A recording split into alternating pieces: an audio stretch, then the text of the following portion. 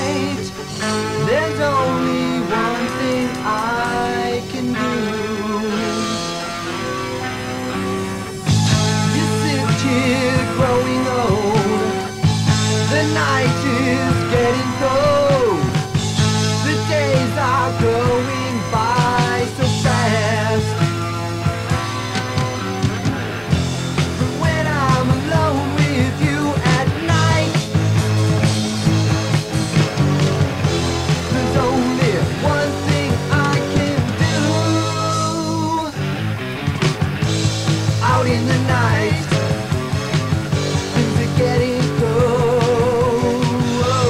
Sitting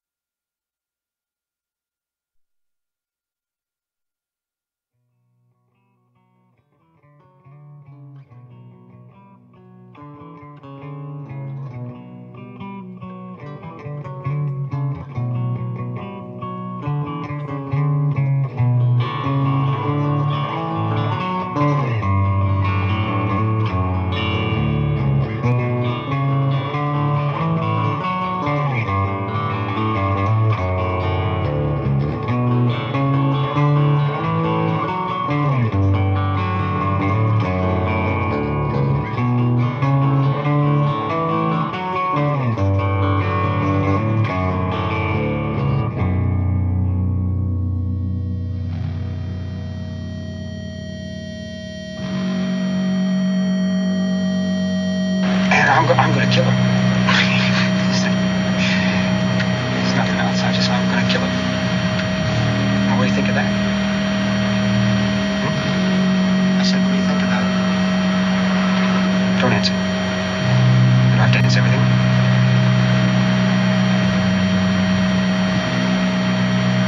I'm going to kill her. I'm going to kill her with a .44 Magnum pistol. I have a .44 Magnum pistol. I'm going to kill her with that gun. Did you ever see what a .44 Magnum pistol would do to a woman's face? I mean, it would fucking destroy it.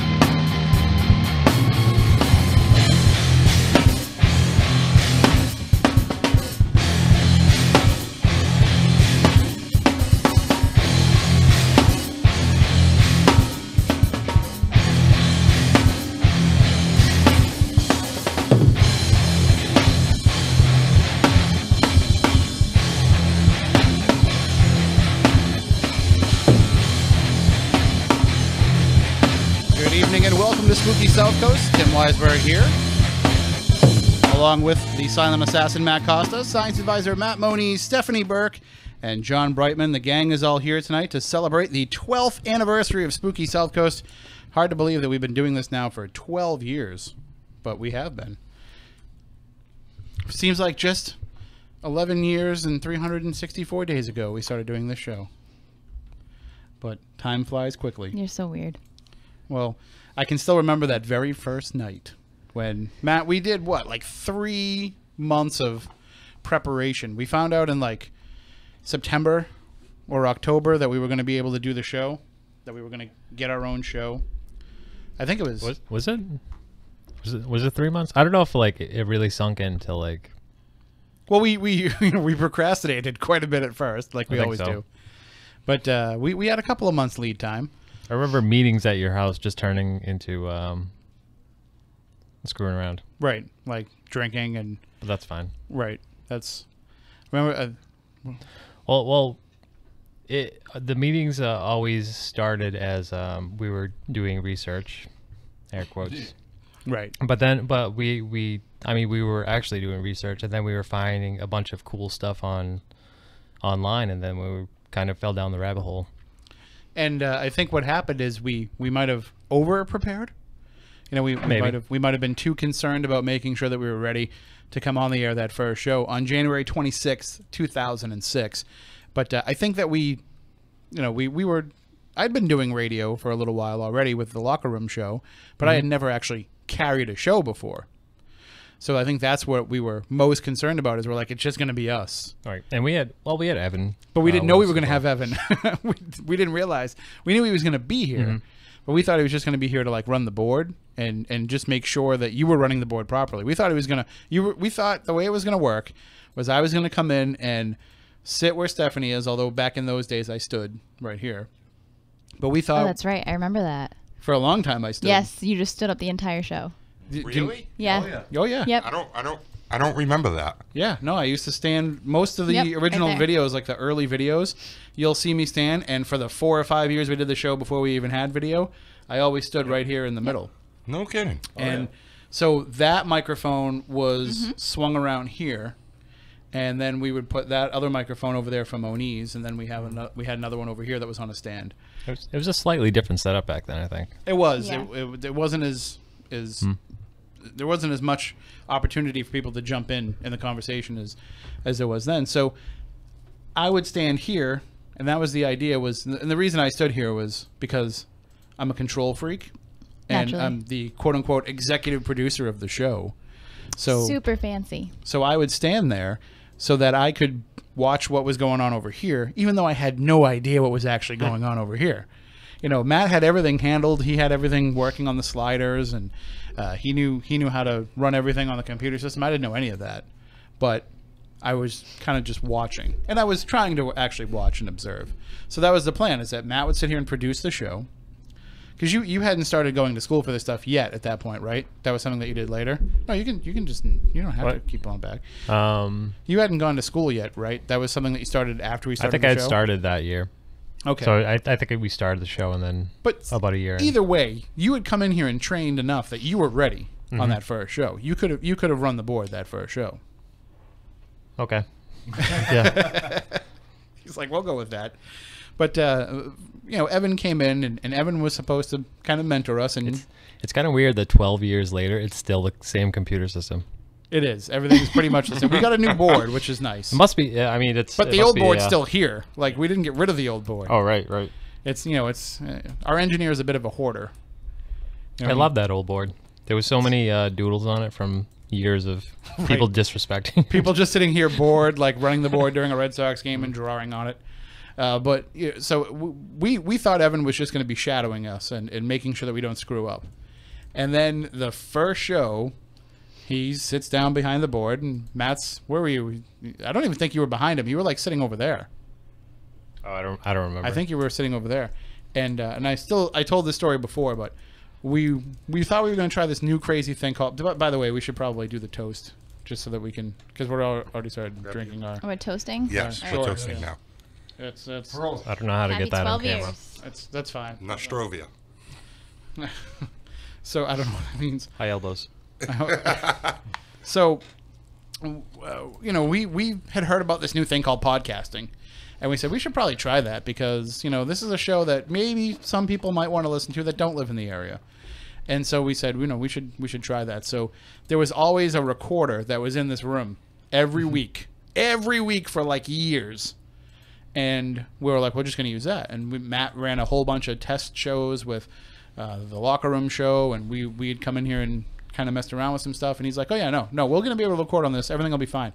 And then after it being here every week for years, the first week of Spooky South Coast, we came in, no box. Because they're actually, it's something that the news department would use to go out and cover things, and somebody had used it to go out and cover something. And then they didn't return it. So, they just hadn't come back yet. That seems to happen a lot in this room. So we're like, well, what are we going to do now? Because we want to record the show. Right. We didn't have the skimmer back then. We didn't have video back then. We didn't have anything. We didn't have streaming. So we I don't said, remember what we did.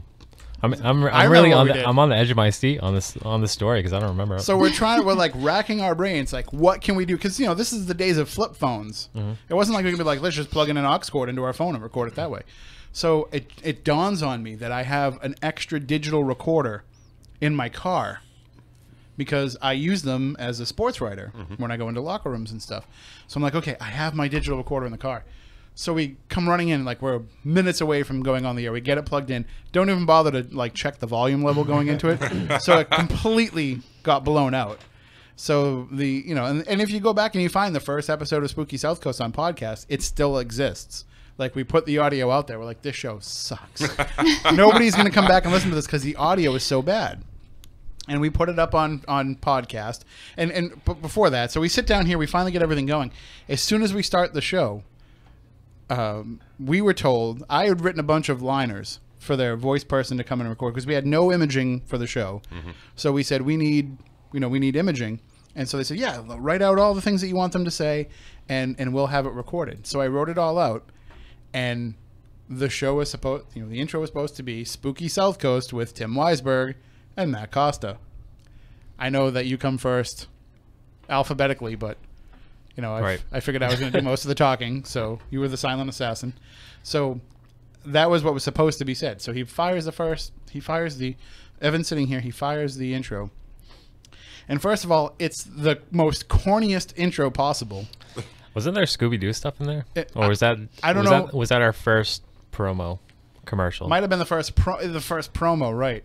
Is that the one where it's like, if you're a fan of Ghost Hunters or Scooby-Doo? Right, because I know that was not approved by us. No. Nobody asked us. We had no idea. They weren't like, hey, is this cool if we air this? Nobody said anything. Yeah, because they were just like, yeah, we're just going to air it. That's not the vibe And it that was we're like- going for. It was like, yuck, who wants to listen to Ghost Talk? These guys think ghosts are real. Tune in and listen to how crazy they are. Right.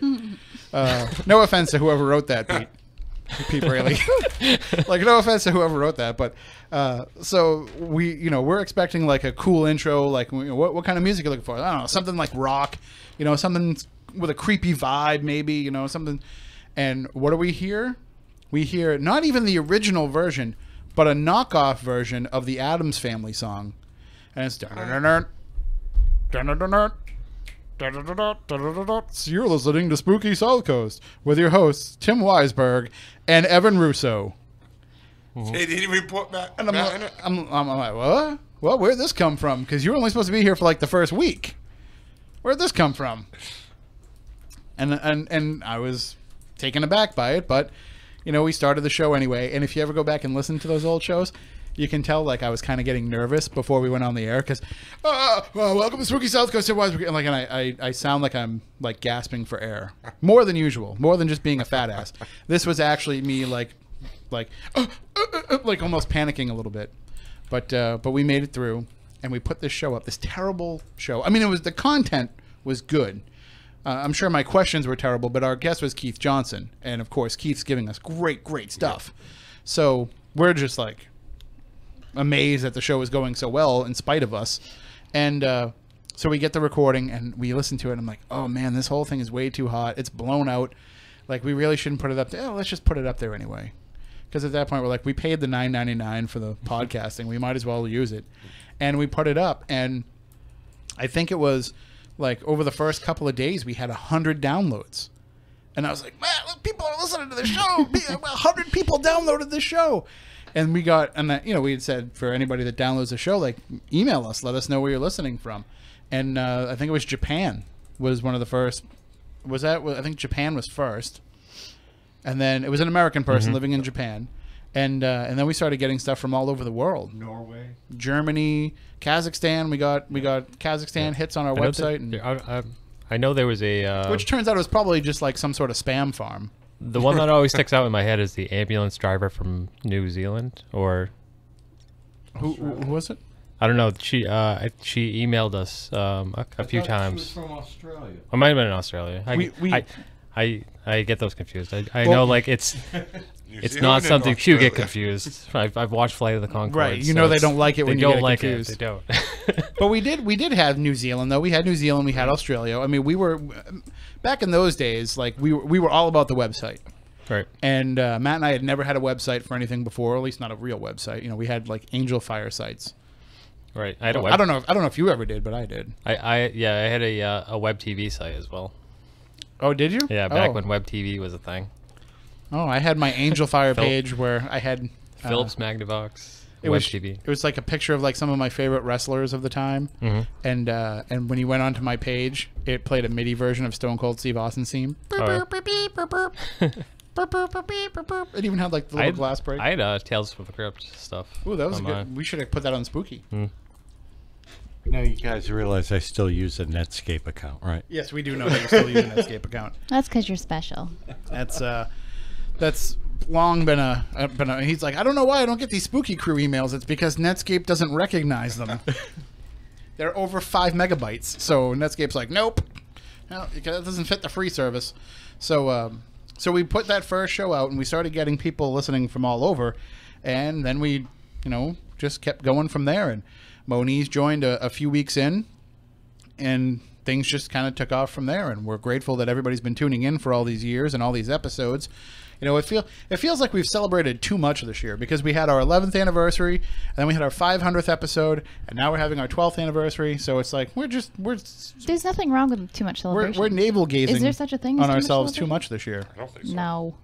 But it was definitely a shaky proposition that this show would even last 1 year, let alone make it to a 12th anniversary, because we were pretty sure that it was only a matter of time before they said, yeah, that's not really what we're looking for. It was helped by us, I think, by the fact that at the time, the program director that was in charge of everything at the station was doing a weekday morning show from like 5 a.m. He was getting up at like 2:30, 3 o'clock in the morning every day. So I think the last thing he wanted to do on a Saturday night at 10 o'clock was listen to the radio. So he might have turned on the first one just to make sure like we weren't swearing or anything. But I think for the most part after that, he was like, nope, I'm not going to spend my Saturday nights listening to Spooky South Coast. This is my one night to actually get out and go out and have fun. He was like, they got this. And they didn't have the ability back then to go back and listen to the stuff, because we didn't have the skimmer and we didn't have streaming and we didn't have all this other stuff. So it was, we kind of flew under the radar for a number of years. And, you know, we knew our place, I think it was, 2012 when we showed up? No, 2011, I think, because it was the year before the 100th anniversary of the sinking of the Titanic. Because we had a guest that was coming on that on the anniversary was going to be going out there and trying to do an investigation of the Titanic. He was going to drop down microphones underwater, and they had all these plans. It was Sandman. I'm sure you know him on Facebook. Yeah. So we had this whole big show plan that we'd been promoting for a couple of weeks, and we showed up and tried to get in, and the door was locked. And I'm like, well, the door is always locked. Let me just get the guy from Fun 107 to let us in like he usually does, and there was nobody in Fun 107. I said, what? So that was, you know, when they finally felt confident enough in the show, they're like, I guess you guys are going to stick around, you know, 5-6 years in, we'll give you a key. So that, from that point on, we've been able to come in here without any kind of problems for the most part on Saturday nights. But it was definitely a shaky thing to think that this was going to, we didn't think that we would be able to come up with enough programming to keep this show going. Really? Oh, no. Even with all the people in the area that you know? Well, we didn't know them then. That's the thing. We didn't know anybody back then. It was the only people that we knew that were into the paranormal at that point were people that, you know, you'd seen on TV, like the big name people that were like, we're never going to get. And then, you know, Keith Johnson comes on the first show. I think it was the third show we had John Zaffis on. You know, people were agreeing to come on before we were even established. So Brad Steiger, I remember Matt saying that he got Brad Steiger. I was like, what? Like, we're going to be able to get these type of guests? But we didn't realize the world that existed.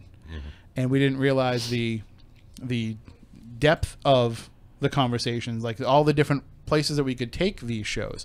Like, we literally thought it was going to be, well, we can probably get in and do one show on ghosts, and maybe we can do one show on UFOs, and we can do one show on Bigfoot, we can do one on this, one on that, one on this, and then once we run out of all those topics, maybe we can kind of recycle them again. We didn't realize that it was going to be something where we could have over 500 shows and, you know, very few repeat guests. So we were just happy to get the chance, because I'd always wanted to do radio. I got the sense from Matt, we didn't really talk about it, but I got the sense that Matt was excited about the possibility of, you know, doing this, turning this into something.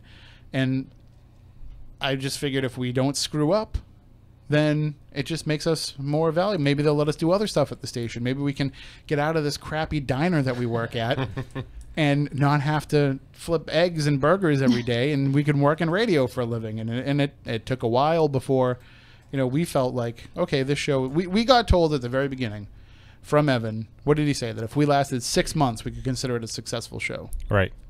And so when we hit that 6-month mark, we were like, okay, we're doing all right. That was, you know, June.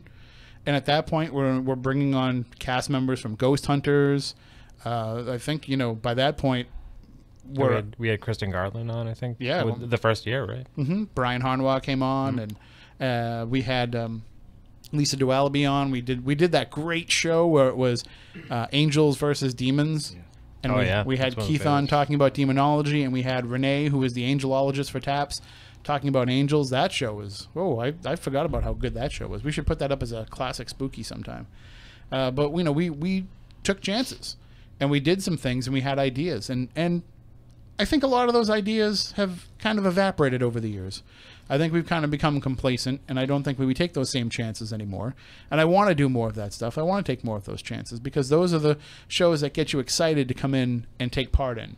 You know, if I said to Moniz, you know, we're going to have a guest come on Saturday night and going to talk about Roswell. You know, okay. You're going to say, okay, I can deal with that, but you kind of come in a little bit on cruise control, because you know about the subject matter so much that been to the Roswell, know all so the fires. You're coming in, you're like, I can just show up on Saturday night and talk about that subject. And I feel like you don't, not you, but like when you're doing that, like you don't become as engaged as you could. But when you say we're going to have the Roswell Smackdown, and it's going to be you versus John Horgan, and you each have to make points, and you're going to go round for round with each other, and we're going to declare winners and all that.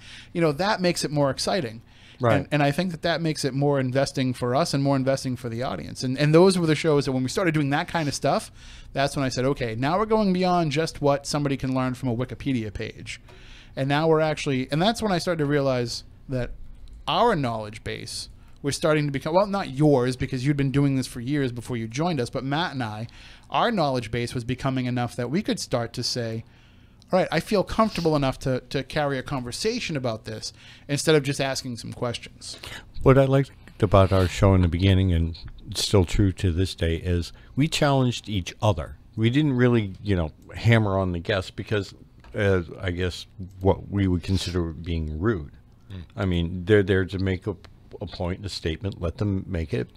Not to say if we heard some sort of BS, we weren't going to call them out on it, but for the most part, we weren't like other shows where we just attack you. And, we give you the chance to make your statement. And we've taken some hits for that from people too, where they've said, you just let the guest go on and you don't really challenge the guest. Well, there's different ways of approaching this. I don't think that we should be challenging what people have to say because we don't know that what they're saying is wrong. There's times that things come up where people, like Stephanie, since you've joined, there's been people who've come on and said, I'm a psychic and I do this, and you said, well, wait a minute, like let's walk that back a little bit.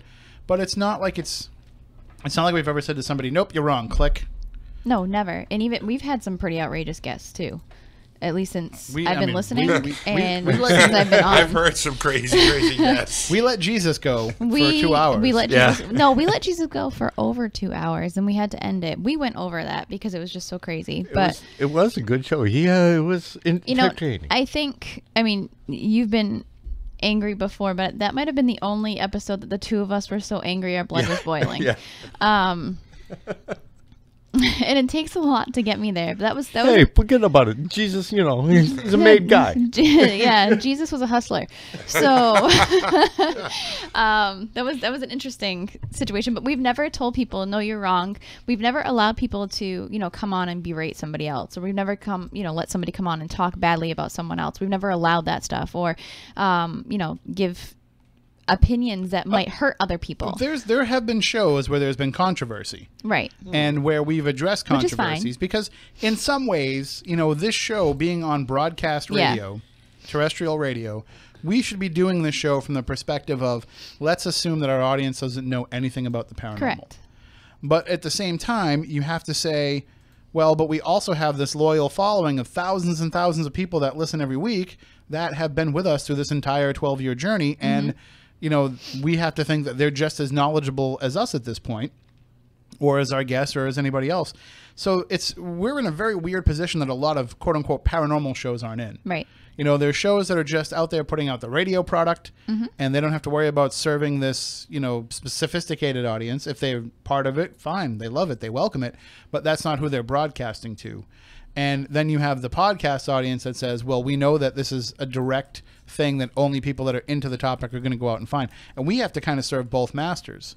And we've sometimes we've failed in doing that. Sometimes we've gotten way too inside on topics. Sometimes, we've talked, if you've noticed over the last couple of years, listeners, we've gotten away from shows where we talk about and dissect things that are, for people in the field, for people that are in the paranormal genre, in the paranormal community. We've gotten away from, talking about, well, there's this thing going on in the paranormal world right now, and let's talk about this. Like we've drawn it back and put it a little bit more broader. And we still, from time to time, will dive into that, but it's just not an every week thing. But there was a while when we said, hey, if we're getting this audience and we're getting thousands of people listening every week, and that became tens of thousands, and it just grew from there, that maybe we have a responsibility here to be a voice. Right. And so we would get involved when there was drama, which for those of you who are in the paranormal world know that drama is a constant and it doesn't change and it doesn't go away. And so we started dipping our toe in that water. And Matt and I remember doing a show, we recorded it in my house, in my office, where it was how junior high has the paranormal become.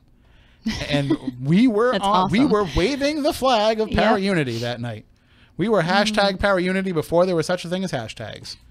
Like, we were waving that flag. And, of course, now we've totally changed our tune because there's no need for that. That's garbage. Just let each other do your own thing and respect each other. Die. And, you know, just you don't have to agree with everybody. Right. It doesn't have to. We don't all have to be friends. I hate most of the people that are on the show with me, but for one night a week, we can all get together and hang out. Well, I like Moniz tonight because he brought the champagne. So I'm just kidding. I love everybody here. But we realized that, you know, we had this platform and we needed to kind of use it as a voice to, you know, say something about the things that were going on. But we would never just take a side in a controversy. Right. We would never just say, let's just give a platform to the person that we agree with and bury the other side. Right. And I can still remember some of the controversies that came up over the years. One of the first controversies we addressed, this is what, 2007, 2008. One of the first controversies was TAPSCon. Yeah. And aside from all the other controversies that kind of surrounded some of that stuff that was going on, we had, I guess, you know, if we want to give it a fancy name, we had Pantygate. Oh yeah. What? Yeah. Wait. Long hold on. story. No, we're gonna recap the Hold story. on. Hold on. Yeah, because I don't remember hearing this one. This is not. I was part of This it. is not the one This- I was present for. This does not have to do with the thong that had Moniz's face on the inside. That was Listen, I don't want to know about that. I would rather throw up everything I've eaten today and poke forks in my eyeballs before we talk about that. I'm talking about the first Legend trip, that Pantygate. Nope, No. no. That was never That's a addressed. whole other one? That was never addressed Okay. on the All air. right, awesome. So continue. Carry Nor on. can it be. Sorry, No. listeners. Now that Stephanie gave you that tease, but P.S. It had why- nothing to do with me. why are you looking at me I'm like you don't dying know? to know what this one is I about. was saying, We but you know probably the other already one. told don't you. know. You know the second Pantygate, the one she's referring Yeah. to. No, I don't. All right, we'll tell you that off there. Yeah. But Well the, off the air. Yeah. See, the So gross. Pantygate was, so you had arranged, I guess for TAPSCon, you had arranged for Blue Oyster Cult to be part of this event. Correct. And And a few other rock and rollers. Yeah. so this was you and some of the TAPS people and some of the attendees, and I guess some of the band members were kind of all just hanging out. Well, there were a afterwards. number of parts of various bands. Yes. But this was after the convention was done for the day. This was Done like for a the day, private yeah. party Yeah. thing. And so this was just you and all this group kind of relaxing, celebrating a successful event. it was it was pretty much, you know, the founders of the organization for TAPSCon, various members from various bands, and a lot of the volunteers that were working. So we all met up at the presidential suite where the organizer had their room. So we were up there for, you know, opening champagne and drinking this and that and eating all kinds of like cheesecake and whatever else because people were bringing all kinds of gifts. And you know how bands have swag, right? You know, they hand out shirts and hats and things like that. Well, one of these merch. yeah, basically. Merch, Yes. swag, whatever you want to call it. One of these bands had shirts, hats, and was giving out underwear and panties. Why not?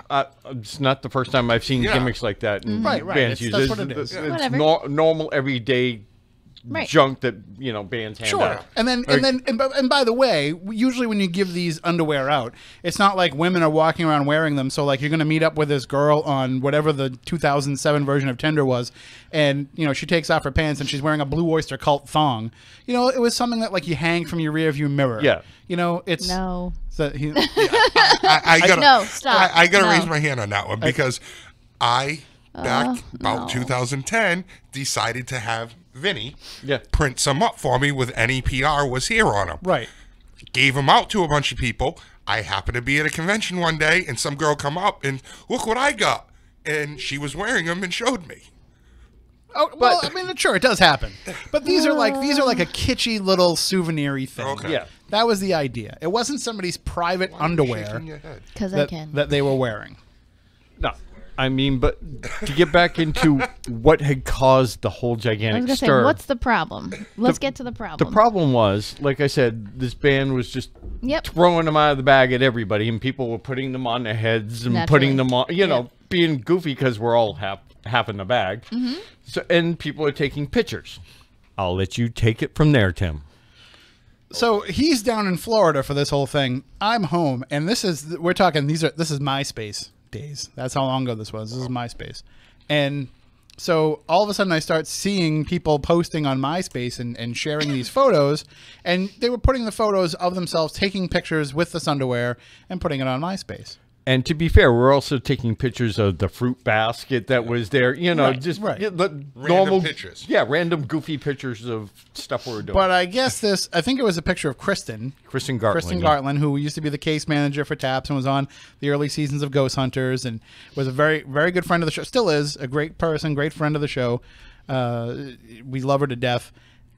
And so there was a website that started sharing these pictures and said, you know, this is the kind of debauchery that's going on at TAPSCon. This is what they're taking your money for to be able to do after hours. And the story, I guess, had gotten to this website of Kristen had taken off her underwear and was passing it around the room. Oh yeah. And everybody was taking pictures with Kristen's thong and all this stuff. And it was not what the case was at all, but that was the story that was portrayed that went out there. The name of this website, what was the name of that website back then? I think it was something called Who Forted. Uh-oh. And it was run by our friends Greg and Dana Newkirk. Uh-oh. And so, because this is the site that they used to have when they were different, and they talk freely about it. Greg's been on this show and talked about it, where they've done a 180 from the way that they used to view things back then. But back then, their job was to satire and poke fun and to call out and to hold to the fire anybody that was a quote-unquote para-celebrity.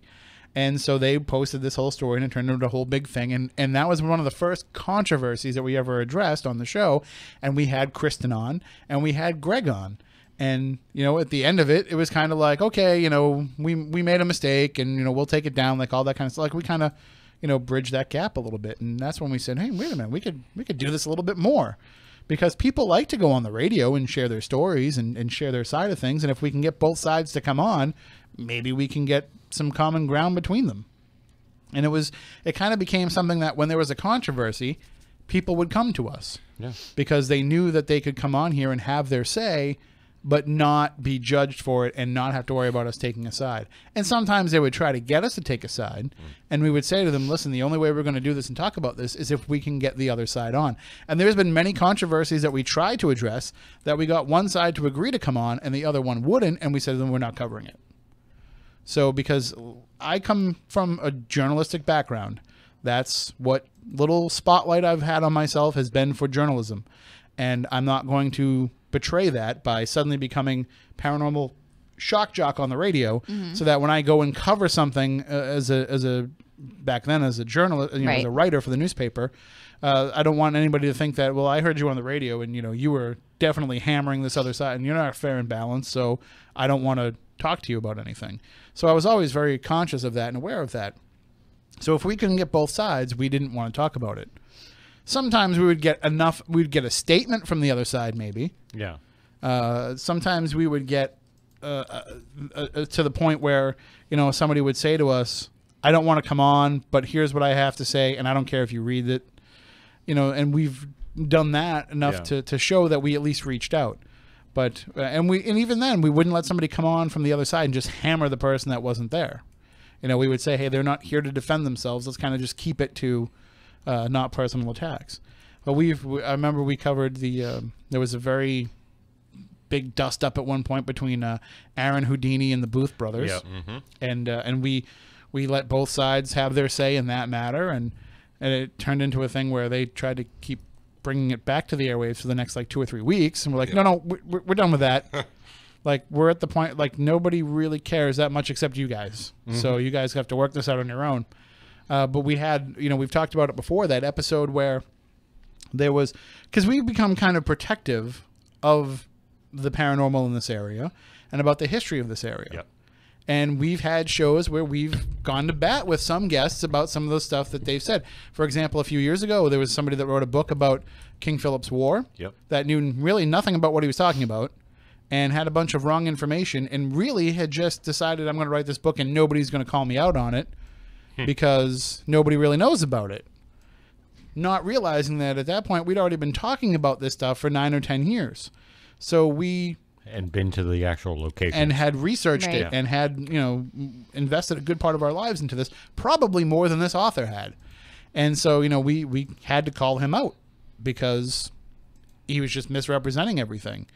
And so we've had instances like that, but we had one episode where, as being protectors, I think, of the history of the area and being protectors of King Philip's War, there was this big controversy that brewed years ago about a board game company that was coming out with not a board game like Monopoly or Risk or anything like that, but like a game like Grant Wilson makes. These games where, Matt, is there a name for those, like Warhammer and all that kind of stuff? Is there like a name for? No, but I guess they're just adult board games. Yeah, I mean, They're more geared to adults. They're very involving. They take hours to play. It's a board game. There's a Right. board there, but it's not like something that you not play by with. Milton Bradley. Right, you wouldn't play it with a bunch of 9-year-olds. Right. And so there was a company that was Why, they making. make the Ouija board available for 9 years old? Well, that's different. Summoning demons is different than trying to Totally play different. characters in King Okay. Richard's Totally King, different. King Philip's War. that's a whole different show. So they actually were putting out a King Philip's War board game, and that had raised the ire of some of the Wampanoags in the area. And there was a professor at one of the colleges I think it was Rhode Island College, who was taking exception to this and was calling out the board game company and blaming them for cultural appropriations and all this kind of stuff. And it was a huge controversy in the media. And we were, this was something that was picked up on mainstream news outlets. And so we said, well, let's see if we can do something about this. Mm-hmm. We didn't think we were going to solve anything, but we just said, let's do a show on it where we can focus on it and let each side have their say. And we went into this with no dog in the fight, no decision one way or another. I mean, we were kind of interested in seeing if it became a game, like we wanted to be able to play it, but we weren't really saying like you're right or you're right or you're wrong or you're wrong. And so we brought on the board game developer, the guy who was kind of writing the game, and we brought on the professor who was speaking on behalf of the tribes and was the opposition party for this. And we had the two of them on the show, and over the course of 2 hours, the board game company was saying, well, we were going to do this, and then the professor was saying, oh, I didn't realize it was going to be like that. And then the professor was saying, well, here's what our concerns are. And the board game company was saying, well, we didn't realize that people would be upset about that. And so over the course of a 2-hour discussion, by the end of the show, they were working together. Wow. By the end of the show, the professor was going to help the board game company manufacture a historically accurate version of the board game. And the board game company was saying, like, we never wanted to appropriate this in any way. Like, we wanted to represent it correctly. And the professor was saying, well, we didn't realize that you were trying to teach history here and not capitalize on what our people went through. And just that conversation was enough to make them kind of come together. And I don't know if the game ever ended up coming out or not, but the bottom line is, by the end of that night, we sat back and said, hey, wait a minute. I think we just did something here. And so that was kind of always in the back of our mind when we would have things that didn't work out. We were told when we wanted to do a show on the history of Plymouth and Plymouth ghosts the first time, we were told, listen, there's a couple of ghost companies and a paranormal group in Plymouth, and none of them get along. Like, they're all in competition with each other, and they stab each other in the back, and you don't want to get involved in it. Just pick one and write it out. And well, that's not really fair. If they're doing different aspects of the tour and they have different approaches and whatever, it's not really fair. And I was told, don't put them all in the same room. So what did I do? Put them all in the same room. And this is one of the early video shows, so you can actually see video of it. And we brought everybody in. And at first, things were very tense. By the end of the show, they were all friends, and they were all looking for ways where they could kind of work together while still maintaining their own individual businesses. But how can we do this in a way where we're not really competing with each other, but kind of enhancing what each other does? And so I don't want to say that we made an entire town's ghost tour industry change for the better, but I think that we did. Spooky South Coast. Peacemakers. It is amazing what we have done with this show. Right. It is. Like, aside from just putting out, 500 episodes that were mostly entertaining, and people kind of enjoy. Besides all of that, and besides all of the things that we have done beyond this, having the opportunity to work in other media and going and filming ghost shows and being in documentaries and whatever else we've been able to do from this. Aside from all that, the thing that will be the lasting legacy of this show, if it was to end tonight, and I don't think it is, unless I get a phone call in the next hour and 15 minutes. I think we're still good to go another 12 years at least. But if it was to end today, the lasting legacy of the show, I wouldn't look at as being, it was a step for me to work in television or for me to have a full-time job in radio. It was a step for Matt to develop his skills and revolutionize the way a radio show can go with what he's done with Spooky TV and video streaming. To say that Moniz, the legacy for him is we got him to actually come out and talk about this stuff publicly when he wanted nothing to do with being behind a microphone at first. That we've got him to share his experiences. We've gotten him to I don't want to say come out of your shell, because it's not like you're a shy guy, but you didn't want a spotlight on yourself for the work that you do in this field, and with good reason. Because it's not about me; it's about the subject. But also you'd had some personal issues with it before, where it put a target on your back. Yeah, it did. And so you were kind of hesitant and to be fair, not only were you hesitant about putting that target back on your back, but you warned us that. And was I not right? Man, I still don't see the black helicopters, but it's kind of weird to know that you're on an FBI watch list now. So and good. And I am. So and even Stephanie coming on and joining the show, and we can say, well, it's opened up you for the same thing. You were the same way. Right. You were keeping this stuff under wraps and didn't want a spotlight on it. She still doesn't want a spotlight. Don't. She likes it. Don't. I know that, but she plays coy every now and then. Yeah, she likes it. So you guys are such fools. we just like to razz you. I know. But we got you to step out of your corner and to come out and take the spotlight a little bit. So it's had a benefit for all of us, and we never are forgetful of that. We're never not thankful for what the listenership has done for us and the opportunities we've had. But the lasting legacy of the show is going to be the friendships, the connections, the networking that it's done that has grown outside of us. That when Matt and I started doing this and tried to find people that could come on this show to be guests, there was a handful of people, and they didn't know each other. Right. There was, when Chris Pittman, who ran the original first Bridgewater Triangle website, nobody knew about the Bridgewater Triangle in those days without knowing the research of Chris Pittman. It's true. Right. Well, and Lauren Coleman. But. Yeah. Right, but I mean the research to that point. Lauren Coleman had long since given it up.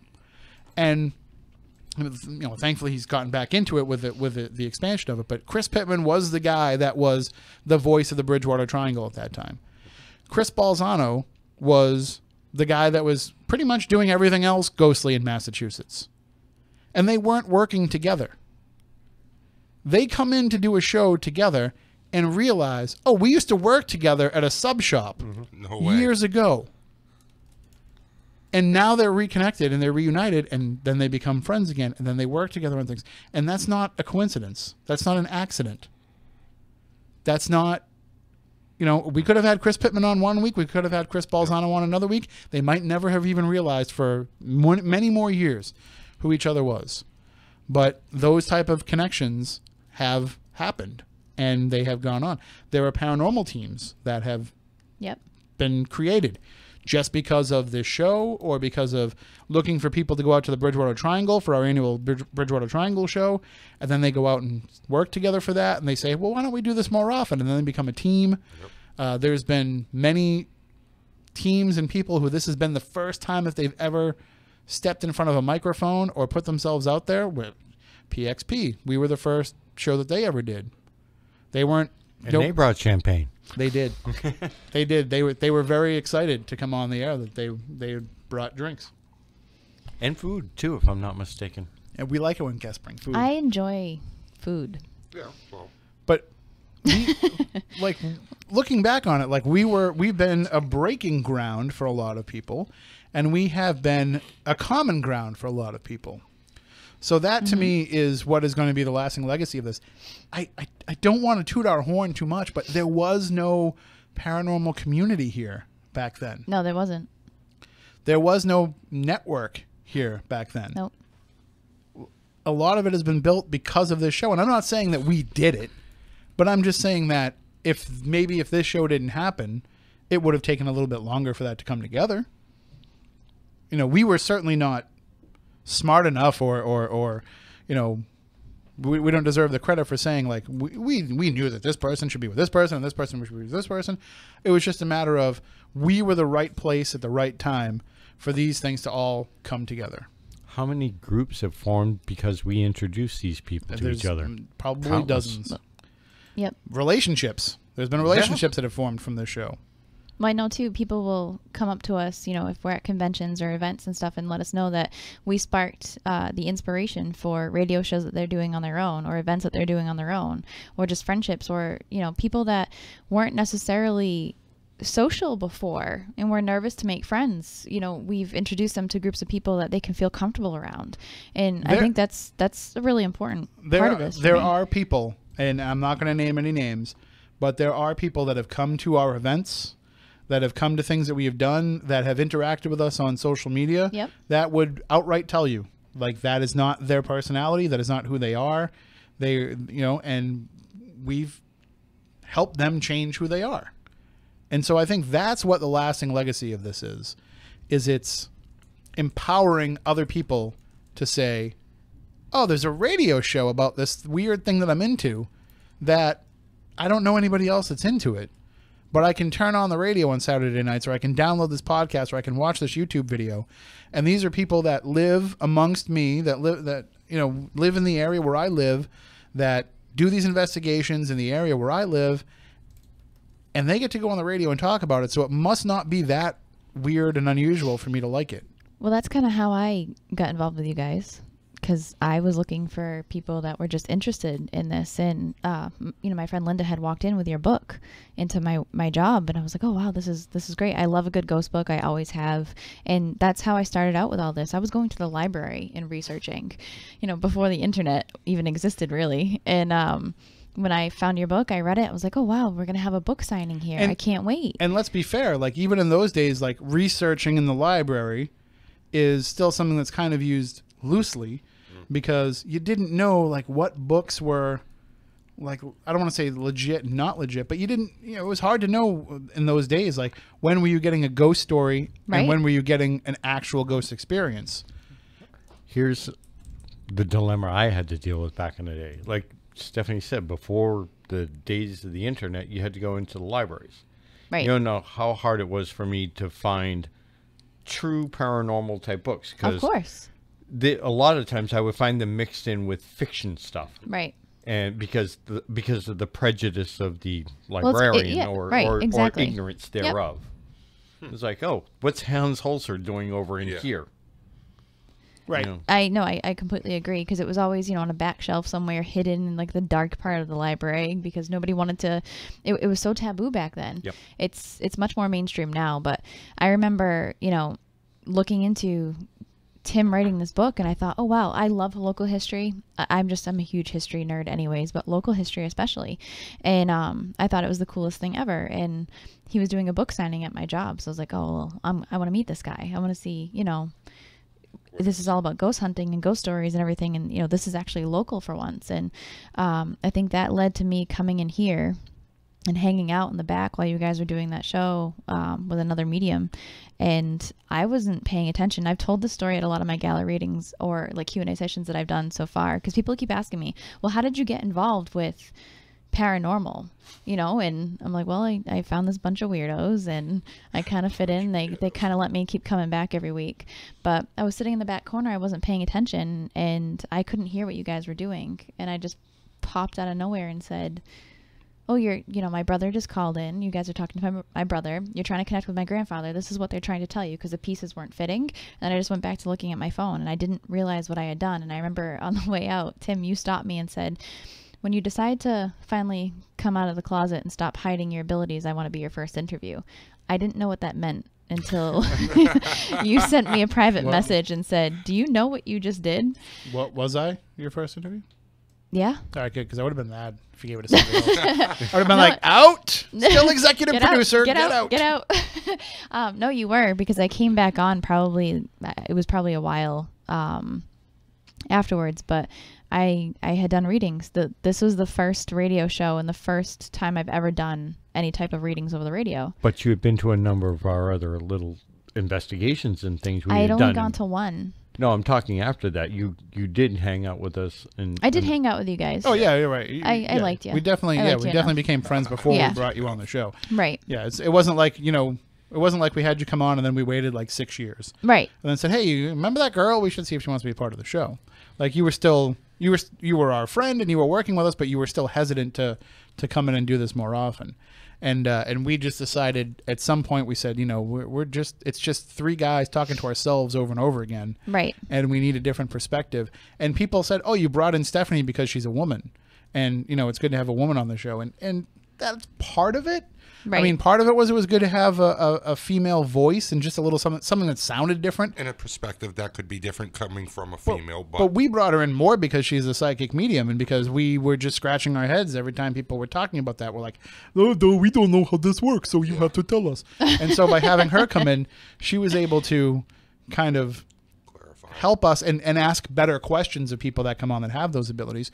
And she looks at things from a different perspective as a researcher and as a reader and as somebody who is, I'm not saying because of her abilities, I'm just saying as a different person. Mm-hmm. So she brings in fresh perspectives that we were needed. Now we need to, when we look at things, we need to look at a variety of angles because we say, well, this is something that, if we talk about this topic, Stephanie can look at it from this way and Moniz can look at it from this way. And so now it gives us much more of a reason to pursue a certain topic.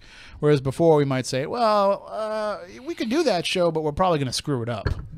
And there were some topics where we did that. Like we would never have, as big as a show of it was and as important of a guest as it was, we never would have had James Van Praagh on if you weren't here. Right. Because we never would have felt like we could do it. And as it turns out, we would have been wrong because we did fine. He was such an awesome interview. And he talked about anything. It wasn't just, this is who I am, this is what I've done, and that's it. He was talking aliens with us by the end of the show.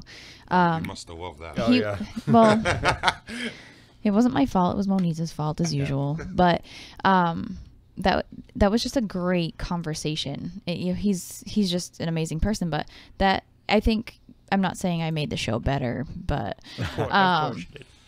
I enjoyed coming on and giving you guys a different perspective and being able to hang out with you guys because we have a great relationship. We have a great dynamic, and coming here every week and talking about all things weird.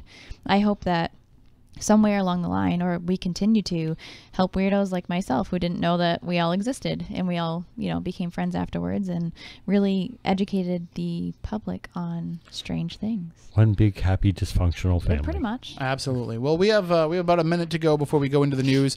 When we come back on the other side, we'll talk more about some of our, right. We'll talk about ourselves because we like to do that, and we don't do it very often, really.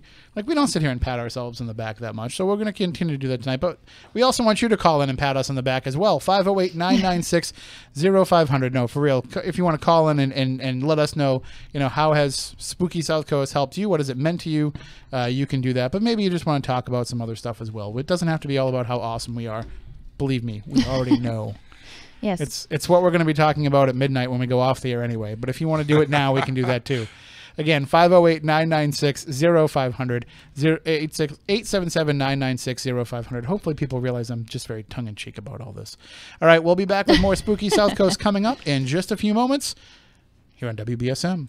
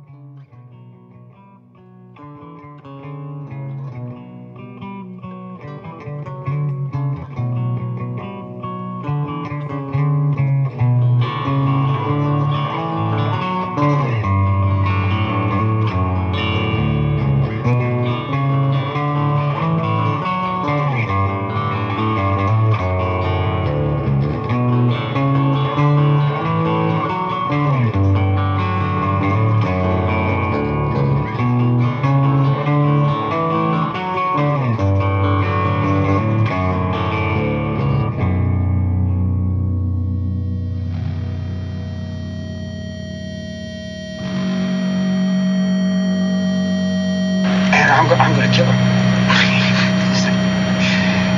There's nothing else. I'm gonna kill him. Now, what do you think of that? I said, what do you think of that? Don't answer. You don't have to answer everything.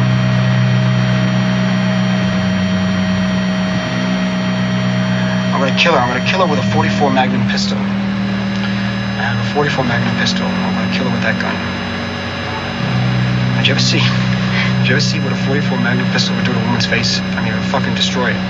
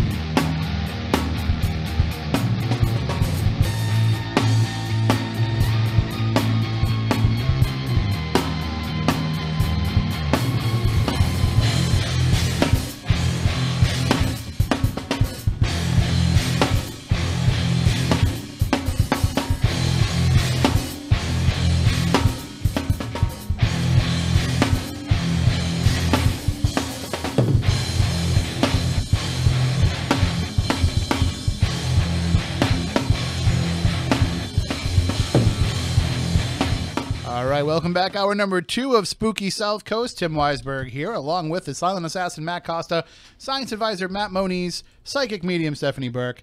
Should I start throwing that in the? Do you like that? You in could. There? It's fine. That's the first time you've done that in. I just felt 4 like years. you don't have anything to add in. I know. And we always say that we're going to give you a nickname, but you've is been that saying okay? that forever. That's fine. I don't. You can do I feel that. weird doing it because I know. it's like oh, she's just here because she's a psychic medium, but that's not why you're here. No. That being said, call in right now for a free reading. Oh my God! Can you Put imagine? you totally on the spot after you've been drinking all day. Thanks. Out me on that too, huh? Well, look, people see it. Well, They yeah. know. They know we're But drinking. I haven't been drinking champagne all day. I'm drinking the rest of I yours. might have hit a couple wineries today. For You do 2 what you weeks have in a to do. row. Stop it. Well, Wait. the other one was a wine festival. When is champagne not a wine? Well, I'm just saying I haven't I don't drinking know. I'm champagne not all whining day. about having some. If I drank champagne all day, I'd be throwing up right now. need a haircut, though. That's not a long term. so much. No, yeah, no. That's why I gave it all to Tim. And I'm happy to drink it. And you don't go. don't worry, Fairhaven's Finest. I'm only having this one paper cup of Fairhaven's finest. I'll be fine by the time I leave here because I leave here many They hours actually later. listen to the show. They do. No, I know. It's They're just funny huge, that he's huge apologizing. fans of the show. Much of law enforcement is in the awesome. area. Loves to listen to the show. Hats off to the guys in blue. Remember Absolutely. the night that you were driving home and I don't want to say you hit a deer. I want to say you obliterated it. Obliterated a deer. But Great. yeah. Awesome. Moniz hit this deer so hard with his car he was picking venison out of his teeth. That's how bad he hit this I thing. hit it doing 90. Why were you going so fast? Because he's Moniz. That's how he drives. That's just a jerk And it just move. jumped. I mean, there was no time to stop. It just jumped. I was on the highway, and it just jumped Ugh. right up from. And all I remember seeing, I had the moon roof open. Mm-hmm. This hind quarter ew, pair ew, of ew, legs ew, just No. tumbling over the top of the car. And Yeah. and, You're and lucky just you survived that. to give you an Yeah, idea I am, of the actually. damage, the radiator was up against the dashboard. I'm sure it was. Oh, yeah. And Maybe if somebody and drove the speed limit. it even would be- after he had the car repaired, he was still picking out deer from the frame for quite a long time. That's insane. But but that night, that it happened. It happened to be a Marion police officer. Yep. And he was a listener of the show. Yep. So he's taking Matt's name. Oh, Matt Moniz from Spooky South Coast. That's really funny. So he. But he did know the show, yeah. Yeah. Yeah, because hey, when you're out there driving around and they listen to shows like this, something that's going to keep them interested and keep I them know. from falling asleep. I have plenty of cop friends that text me and ask me every single week, what's the subject or who's the guest tonight, and because they're going to be, Listening. they're going to be in a 3 to 11. You got to figure they're doing, the late night shift. Yeah. There's nothing really to, do. So they're No, looking I'm for sure something there's that keeps nothing to do. I mean, in between the breaking In up between the the calls. call. Well, yeah, it depends on where you're working, but I know like the Fall River cops ask me every single week, and they have a high call volume, but they still tune in and they listen when they're driving around. So We're grateful for it. We have a Yes. call on the line. If anybody wants to call in, 508-996-0500, 877-996-1420. We will be happy to discuss whatever you want to talk about. It doesn't have to just be to tell us how great we are and wish us happy anniversary. Maybe you have a question about the paranormal. Maybe you have something that you want to share, a personal story, what have you. We welcome it all here. It's always open paranormal lines here on Spooky Right. South Coast. So let's go to the phones. Good evening. You were on Spooky South Coast. Mr. Weisberg, how are you, man? It's Brian. Hey, Brian. How you doing? Happy anniversary. Thank you, sir. Happy anniversary to your crew. I was going to call and ask a basic question you've been asked 1,000 times. What's the most time you've been scared? How scared were you? I want to ask a little bit of a twist of a question. All right. I want to ask about your dreams. How often are you guys haunted by what you discover, and does it still carry on?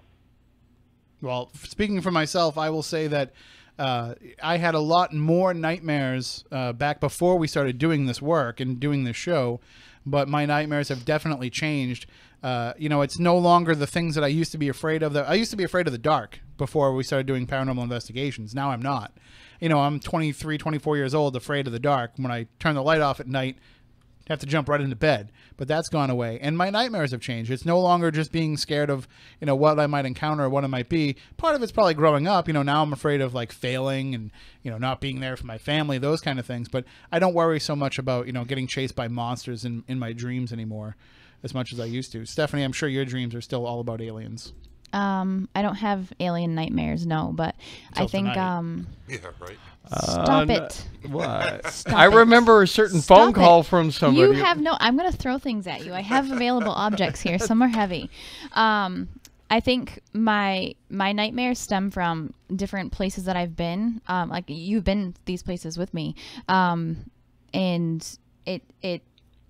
I think it has to do with the connection that I'm making at the location or the case that I'm working on. I know the first time it happened to me, Moniz, you were driving up to the S.K. Pierce mansion with me, and I told you about my nightmare the night before, which was strange. I think we've all had S.K. Pierce mansion nightmares. Right.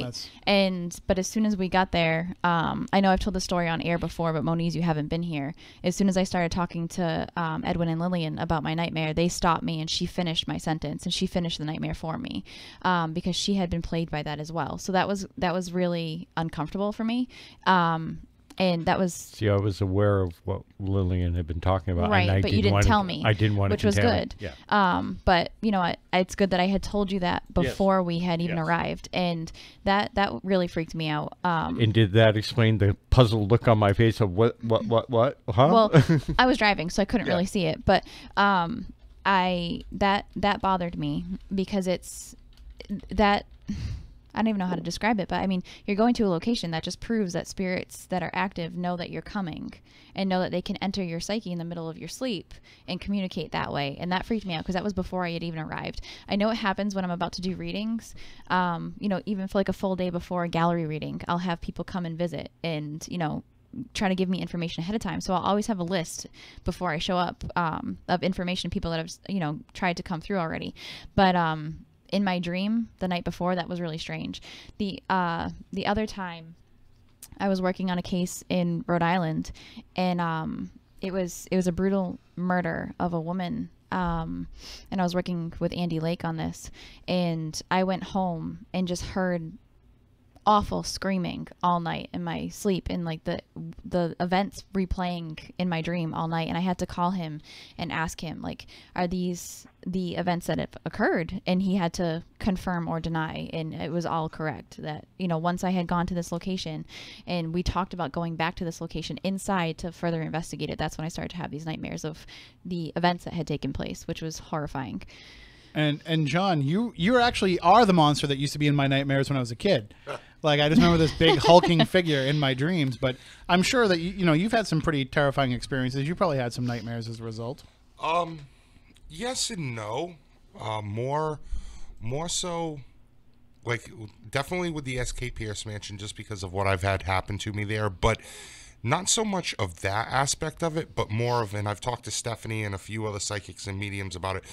It's more for me, my bad dreams or horror dreams, whatever you want to call it, is almost like a deja vu type thing. And some of it actually has come true, to the point I've seen my own apartment I lived in was on fire. And I had that dream 6-7 months before. So it's more of that type of where I have problems with my dreams versus, you know, actually because of investigating. Moniz, your nightmares are probably just seeing deer parts flying over your car as you're driving home. I don't have nightmares. I cause them. And Matt, do you want to talk about your nightmares or I mean, I know what kind of nightmares you have because we have the same ones, but they're not related to our paranormal work. Oh, like the We have cheeseburgers eating me. No, we have diner Yeah, exactly. we have diner dreams. Oh, right. No, nothing paranormal has ever really given me nightmares. We have, him and I still are prone to having dreams, even though we're years out from doing it now, where we're just buried under like slips and orders. Really? Cooking breakfast. Keep telling. Well, That'll never go away. it's funny because Matt just brought up a point to me. One of the first times that I ever came out and talked about a dream I had was at the South Coast Paranormal Convention that we all did together. Mm-hmm. And I was listening to Matt talk about something that he had happened to him. And I literally went up to him and after and said, "You're not going to believe this, but I literally had this dream where I was up there, was investigating, and all this happened. And the lady alleged came out and talked to me and said this. And she was walking across the top with a white dress and all this. And it was everything that he had just talked about. And I had had this dream previous, like maybe a week or two prior to that."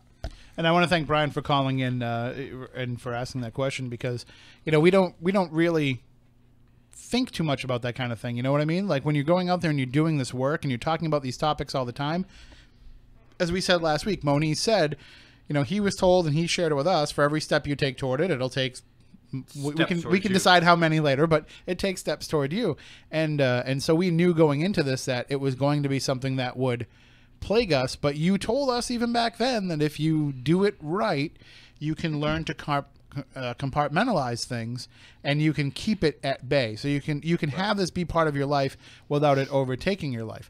And I think that one of the things that I've seen, and you guys can chime in on this too, but one of the things that I've seen is there are people that are in this paranormal world that let it become their entire lives. That they're only talking to people about this topic, that they're on social media all day discussing this topic with other people, that every free moment they have, they're running out and they're going and investigating, and it becomes all consuming. And you can tell when somebody is in that mindset. They're chasing the rabbit. But you can see where it completely overtakes everything, and it will affect your life. But if you just compartmentalize it and just find a way to make it be something that you like to do, because it's a hobby. Listen, for almost everybody that does this, it's a hobby. It's not your full-time position. It's not your entire life. It's something that you like to do when you're able to do it, and you shouldn't let it overtake things, just like you wouldn't want to let anything else overtake your life. If you decide that all of a sudden you liked golf so much, you wouldn't want to abandon your family because you're out playing golf at 3 a.m. You know, so you have to kind of find a way to keep this as part of who you are as a complete person, because just being about the paranormal, you're actually going to be hurting yourself as an investigator, because you're not having real world experiences outside of that will help you become a better investigator. So I don't know. I'm just glad that my nightmares of being buried under short order slips at breakfast time are few and far between now. I still have them on occasion. They still happen. But I do like the fact, too, that the last cooking job I have, I've completely wiped out of my mind. Never even think about that place. Except for now. Well, just because I just realized it. But it's always the diner dreams. And everybody's still there in those dreams, in those nightmares. Everybody's still there at the diner itself, too. Yeah, listen. When I'm buried under those slips, I'm sure in many of those nightmares, you popped into the kitchen and said, "Hey, man, you got my cheeseburger coming yet?" So, you're just as guilty as being part of that. The lack of cheeseburgers is a nightmare in itself. That is true. As long as they don't have pickles on them. Well, that's your thing. What Tim's referring to is I came in one day and ordered, 50-something of them? What is wrong with you? Why would you do such a thing? That's horrible. It was for a Boy Scout thing. That's terrible. Oh, yeah, I remember that day. Yeah, that was not a good day. So you're still friends with him, huh? Yeah, it was borderline for a little while that day. That's surprising. You were there that day, right, Matt? You came in and did that with us? 50 cheeseburgers. And this isn't it's not like when you go to McDonald's and they have these short little thin patties that they just and it takes a few. These are quarter-pound real beef hamburgers that they take a little while to cook. And in this restaurant where we worked, we had 4 or 5 weights that we could actually put on a burger to help it cook. And when you've got 50, you can maybe cover 25 of them with those weights. Right. But it's just it took forever. I'm sure. And I'm sure those little bastards didn't even appreciate it. Oh my I'm just God, kidding. stop I'm totally it. kidding. I'm totally kidding. Oh. You know me. You know I support Scouts 100%. Right. Because I was the first. I was a brownie when I was a kid. Hey, speaking of Scouts. Did you know that? No, I didn't. You didn't know that I was a brownie when I No. was a little kid? No. I was a Girl Scout.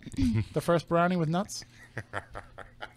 You walked right into that. I screwed the joke up, but it That's still okay. works. It's still funny. It's still funny. I screwed the joke up, but My it still God. works. Speaking of Scouts, though, I heard through a little birdie that there might be a ship that is now open and being allowed to possibly let us investigate. So we have some event people that work here at the station that are working on fostering that relationship How many years I've heard so that we can make it happen.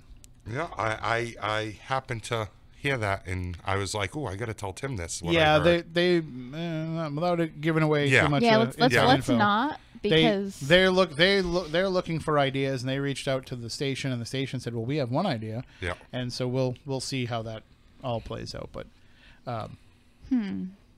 it might work, it might not. We'll see what happens. I'm not holding my breath after as all long these as you years make and sure I'm around. all these false starts. We totally are booking it on whatever weekend you're gone, because we know that you want to be there, and this is how we're gonna. Well, it wouldn't be the first This time is you how did it to this me, is how we're so. gonna pay you back for abandoning us for all these I upcoming did weekends. not abandon you. I'm just kidding. I'll call in from the road at least. I'll do a road segment. No, don't do that. Okay, fine. Don't do that. Don't take away from the events that you're at. And No, I and would being never with do the that, People that but- you have to be with. there's times where I have. I mean, we're usually done by 10 o'clock on a Saturday night. So if not a little earlier. Right. It's just usually the after party that goes on. Then you're doing it wrong. If you're done at 10 o'clock, that's when you're Well, party time. That's the event's That's done when- by 10. The after party Yeah, starts that's around when you're 10. putting thongs on your face and taking pictures. Stop That's it. that's totally thong time. how many times have I said to you, "Can I just go to bed?" Yes. Hey, she's up in Scaricon in Springfield. She's got James Duvall in the room, Tony Todd's in the room, Steven Gonzalez was in the room. I can't tell you how many Everybody. people was there. And she's like, her and Sherry from Ghost Hunters are sitting on the same chair talking. And she looks at me and she yawns and she's like, I'm tired. I just want to go to my room. I'm like, are you kidding me? And she No. did. She just wanted to go back to her room. Didn't want to have fun with everybody. I would like to point out that I closed that party down. You did. You so, both did, yes. Because I figured I was never going to hear the end of it. Yes, you both So, therefore, I was the last one to walk out. Yep. And I helped you clean up. did. Yes. So I don't want to Because hear it. God knows that room was bad. But the other Scaricon in New York, I went to bed early. Yes, you did. Left me hanging. I had to go to the casino by myself. So wait for her to go to sleep and then go in there and put the thong on her face and take pictures. There you go. That's an idea. We're totally gonna get in trouble for this because like you can't do that stuff anymore Why can't you? Because I said so. because of the climate of the country right now and all the Me Too stuff and all that. Like it's not Stephanie. it's not funny anymore. It's Thanks. Stephanie. It's not like it's a perfect stranger or somebody like. It's not funny anymore. Actually, Brian just messaged me. He said he had another question. He wanted to know what would happen if there was a female ghosts only haunting and they wouldn't let any male ghosts haunt. So that's for anybody that listens to WBSM. I was going to say that. That's a reference to that. yeah. Well, That's a touchy well done, subject Brian. for Well done. local news. But we are taking your calls 508-996-0500 877-996-1420. I know that we say this every year on our anniversary, but this is the year where we have to do it at some point, even if maybe it's a week where Stephanie's gone because she doesn't want to be associated with us when the debauchery happens and when the law enforcement gets involved. But people have asked for many, many years for a return of the Backyard Podcast. And we had the one, and the one was pretty good, pretty memorable. And then we did it again for Jeff Belanger's 40th birthday, and we haven't gone back to it since. So maybe, and even that one, I'm a little disappointed in us for Belanger's 40th because we really kept to the topic too much. Yeah. We actually were serious. it wasn't true Backyard Podcast style. Well, we weren't as completely hammered. Had we started, we Well, started that's- recording earlier, That's it questionable. would have been because we were just being our goofy selves. But it was, by the time we turned on the microphones, everybody got serious. But the Backyard Podcast, for those of you who have never heard it, you can go back and find it. It was from it was our first year, I think. It was the first time ever that we weren't going to be able to be on the show, be on the air because of Red Sox baseball. So we said we should do a show anyway. We'll record it. And we'll just put it out because at this point we're trying to build an audience, and we don't want to miss a week because we figure if we miss a week we'll lose momentum. Right. And so we had to put something out there. So in those days we had we still do, but we would use this portable equipment. It's been since replaced by now. We can just put in a headset and Skype and go. But we had the whole setup that we put out on a table in my backyard. We had the mixing board. We had the microphones. Everything's all going into a laptop and everything. And I said, I'm gonna make us some burgers. We're gonna get some beers. We're was gonna food drink involved? beers. Oh yeah. Yeah. Why haven't we done this? Yes, we need to do this because I could bring the moonshine. No. Yes. So yes, I no. refuse to drink moonshine. You don't you, have to Tim. drink it. You don't have to drink it, but the rest of us, Matt, you haven't had the apple pie yet, have you? That's good stuff. Oh my god, I have some. You She gotta has have like it. 2 jars at her house that I I've do given not. her. I have like a gallon of it. It's like the. That's still. Yeah, she So, hasn't even yeah. opened it. It's been fermenting for a while. Wait, Hasn't still? even opened it. Moonshine. I know it's just extra moonshine at this point. So, but anyway, so we got together. We got some beer. I think we got Natty Ice, right? Because we went for Oh, the good God. stuff. Yeah. We got the good stuff. Well, at the time, the liquor store down the street from my house didn't really have a big Yeah. Selection. amount of choices. Yeah, and we didn't really have a lot of money either. So it's like, yep, Natty Ice. That's So disgusting. we got some of that, and we got some Jaeger and- backwoods. No, you want a Goldschlager. That was your thing. Oh, come on. Natty Ice and Goldschlager? That was What is what wrong was with there? you? well, Moniz doesn't drink very much. Disgusting. Is this a high school party? Moniz doesn't drink very. And if I remember right, at that point you hadn't drank in years. Correct. And we actually had a moment where, like, in the show where things got kind of, you know, serious and somber. And he said that he hadn't drank in years, but that he felt comfortable with us enough to do it. And so, and then, like, he started going to beer festivals and stuff with us afterwards. So I think we just ruined him that night. Sounds like it. Coming from the person here that brought the champagne. Right. Yeah, you brought champagne. We've discovered that grape juicy juice cures your hangover. Pedialyte's the best thing for that. No, this had to do with the birthday party she had, and I got kind of lit before I came in. Lit? So, but we could see you 3 miles away. we decided to just get some beers and get some burgers and Moniz's Goldschlager, and we got some backwoods because it's not a party until somebody brings some backwoods. Okay. And you know what backwoods are, right? Huh. Those like cigars that you can buy. Oh, okay. It's like, it looks like your grandfather made them. Okay. And so we got some of those, and so we're all sitting around this table, and you know there's no video back then, so it's just the audio. So we're like, we can do whatever we want. Still pictures. Yeah, we did take some still pictures, but we didn't have. There was no video evidence of what went on, and so we start the show off, and I'm like, well, you guys talk, and I'm gonna go make some burgers. And I get so much, and I come back and I get into the conversation. I get so much into the conversation, I'm not paying attention to the grill. Grill catches on fire. Oh my God. I think the it was, whole grill. Oh.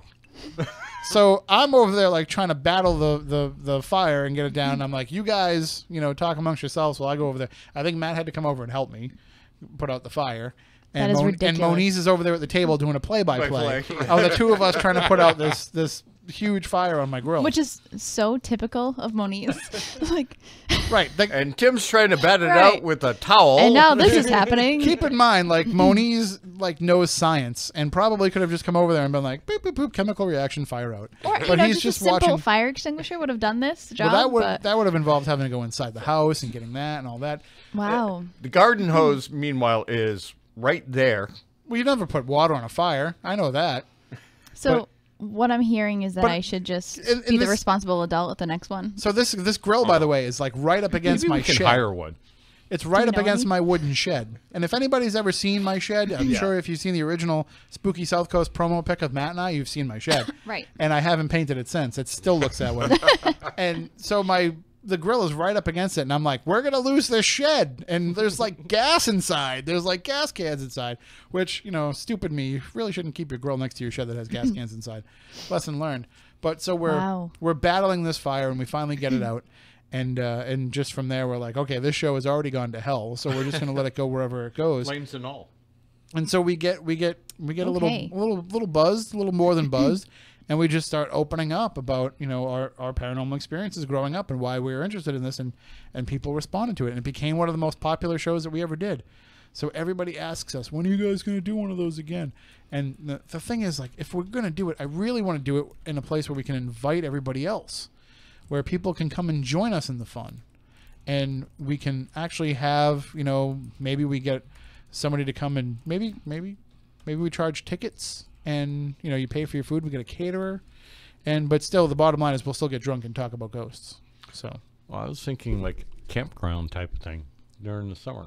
we could probably come up with some sort of a plan. So we'll I'm work not on sitting that. in your backyard. Well, no, we can't bring that many people to Moniz's house because somebody will hit a landmine, Probably. Yeah. and we don't want to be responsible No. for that. But things come out of the woods late at night at your house, and I don't want to be a part of that. What? The coyotes, the fox? I remember driving up your lane. Oh, the coyotes? And that giant coyote just stopping in front of my car and staring at me. We had a standoff for a little while. I want to say about 10 minutes. You had the car. His name is Wiley, and I feed him Okay. cheeseburgers. I'm sure you do feed him, just like I've watched you feed. I was feeding chipmunks by Yeah, the hand in yeah. your yard with Sitting Doritos. on your shoe. He was sitting on my shoe, and I was feeding him right out of my hand. He was very friendly. Yeah. I'll take that. That's funny. I don't want anything That's not larger. That's not the craziest thing he's ever fed at his house. I'm sure. I feed Listen, myself all the time. I was gonna say. I went there one time and he had Grant there, Yeah. yes. just holding meat from the smoker. Like, come on, Grant, come on, Grant, come here. Oh, good Grant. Oh, No, but gosh. it was the first time I met Grant was at your house. That's funny. One of my favorite stories about Jason and Grant, since we brought them up, is thankfully I think one of the coolest shows we ever did was, speaking of Mount Washington, when they were doing an event up at Mount Washington, they were doing it on the night of their Beyond Reality show, when they used to have the original Beyond Reality show. Yep. And so they couldn't do their show because they were going to be up at Mount Washington. And we found a way to rig it up so that they could actually broadcast Beyond Reality over Spooky South Coast. Yep. And so we were able to pull that off. So that was a pretty cool thing. But I think my favorite Spooky South Coast / Jason and Grant story was when we got invited to, what was it, the season 3 premiere? Yeah. And they were having a party at Twin River, which is a casino in Rhode Island. And so they're having this big party where it's a dinner, a good dinner, nice roast beef dinner, and everybody was, people were paying to get into this thing, and they got to watch the first episode of season 3 before anybody else did. And of course, Jason and Grant were there, Steve, Tango. Josh Gates' show was also premiered there. That's right, too. Yeah. That was the very first night of Destination Truth. Yeah. And was he there? I don't think he was there. I Probably think they just not. showed the show. Yeah. But so we have to go to this thing, and Moniz is getting out of work in what was it, Canton at the time, so up near Boston, about 45 minutes from Wareham, and Matt and I are waiting for him to come and pick us up, and he shows up, and we had literally 35 minutes to get there. And this is probably for the normal person, it's an hour drive from Wareham to Twin River, because it takes about 40 minutes to get to Providence, and you got to go around Providence and down another road. So we're thinking, it's going to take about an hour to get there. And we're like, Moniz, we're never going to make it there in time. We're never going to make it in time. And Moniz shows up, and at the time he had his original Mercedes, and then he says, "Don't worry about it, we'll be fine." No, there's no way we're going to make it. From my house, which is almost in Plymouth, to Twin River, it was something like 25 minutes. Oh, wow. We are in the back of the car. Matt was looking out the window. You were in the front, right? I don't remember. I know I was in the back seat, and I had my head down. Because this guy is just flying down the road. I'm like, oh my God, we're going to die. But I thought it was kind of funny that we were trying to go to Ghost Hunters, and we were going to be ghosts by the time we got there, because I thought he was going to kill us. But we made it, and we made it in time. And then we knew that I still remember when we pulled up and we saw Jason and Grant's cars side by side. Yeah. It The gave us a matching cars. good chuckle. Oh, both of them? They had both SUVs there? They were No, not SUVs. Oh. I don't want to embarrass anybody, but they were driving Mini Coopers. Yep. Can you imagine Jason in a Mini Cooper? No. But that's what they had. So Can you imagine you in a Mini Cooper? Me? I can't even imagine myself in a I'd Mini be Cooper, like, and I'm the shortest that'd one be like here. a clown car for me. I'm like the shortest person here, and I can't even picture myself in one. But so that was a very fun experience as well. But I want to take a minute here to thank all the people, not only everybody that's joined us over 12 years. I mean, look at the chat room right now tonight. We've had dozens of people in there over the course of the night, coming in, coming out, staying in. They join us every Saturday night. They hang out there. They talk to each other. They formed friendships with each other. They keep us in line. They shoot us some questions. We try to pay attention to them, but usually we don't. And so it's become a nice family there. And of course we have our spooky crew around the world, people that listen to this show every week. But there's some people that have been here since the beginning. That I want to thank those people. I mean, I remember back in the old days, the very first episode, Luann calling in, Luann Jolly calling in. She had been waiting for something like this to come on local radio, and she was a caller on our very first show, and she's become our friend over the years, and just from the very beginning, being somebody that was willing to call in and share with us, and Chris, I'll say her last name. Chris Oliver has been one of our biggest fans since the very beginning. She's called in over the years as well. She always sends us little mementos to let us know she's thinking of us, and she always shares with me stuff and ideas to pursue that I don't always get a chance to pursue, but she's always out there looking for things for us to check out. And I still remember the very early beginning. Gotta give a shout out to Carl, because Carl made the very first Spooky South Coast fan site. There used to be a website, sscfan.com, where even though we were putting the shows up on our website and putting things up on our website, Carl was keeping this website going with stuff about us and stuff that people were posting about us. And so he was a huge part of the show in the early years. And Craig Anderson, who was inspired by our show to start Our History Project, which has gone on to do great things for keeping history alive in the United States. And him running a website where he was putting up a lot of our stuff and getting the word out there. So we've been lucky enough to have some people, some listeners who have become part of the Spooky Crew over the years. And every listener is part of the Spooky Crew, but some people who have really kind of stepped up and helped us out in ways that we never could have grown to the way that we did if they hadn't done that. So big shout out to them. Does anybody have anybody else that they want to thank that they can think of off the top? I mean, I want to thank everybody, so I don't want to leave anybody out. But in the early years, remember Christine?